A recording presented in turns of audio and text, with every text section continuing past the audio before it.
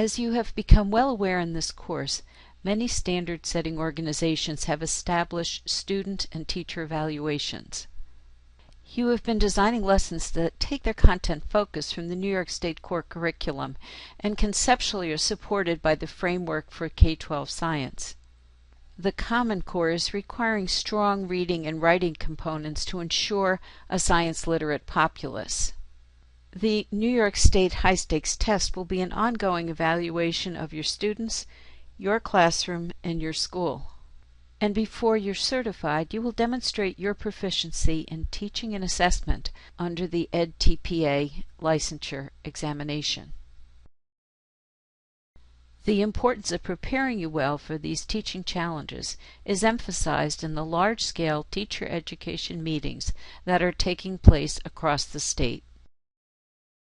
Throughout this course, you've been developing lessons that would engage students in real aspects of science, allowing them to become immersed in scientific data gathering and analysis and discussion.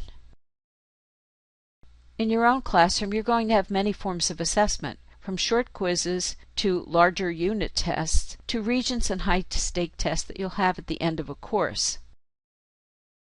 And of course, you will always have those ongoing formative, informal assessments that you'll be gathering as you work with students in the learning environment.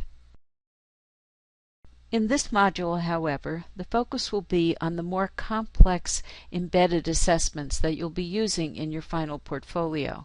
You will begin by designing an assessment that will align with one of your inquiry-based labs. For instance, outlining expectations for a rich lab report, or a scaffolded worksheet that prompts for higher levels of thinking, as in the Bloom's taxonomy, or a poster or presentation that could articulate the findings.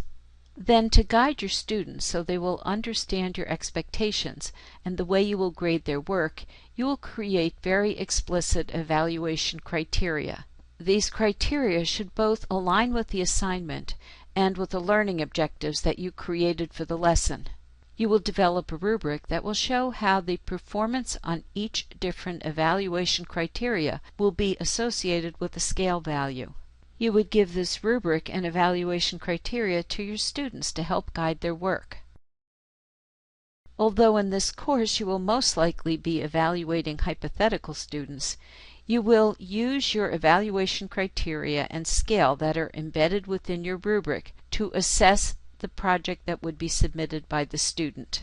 You will then place your actual or theoretical student data into a spreadsheet, studying students' performance in the different criteria, determining possible areas of student weakness, and considering ways to improve performance in the future. Although we won't do this here, for the EdTPA you would actually evaluate different subgroups within your class and articulate specific remedies. Well-planned, data-driven assessment will be a cornerstone of your good teaching.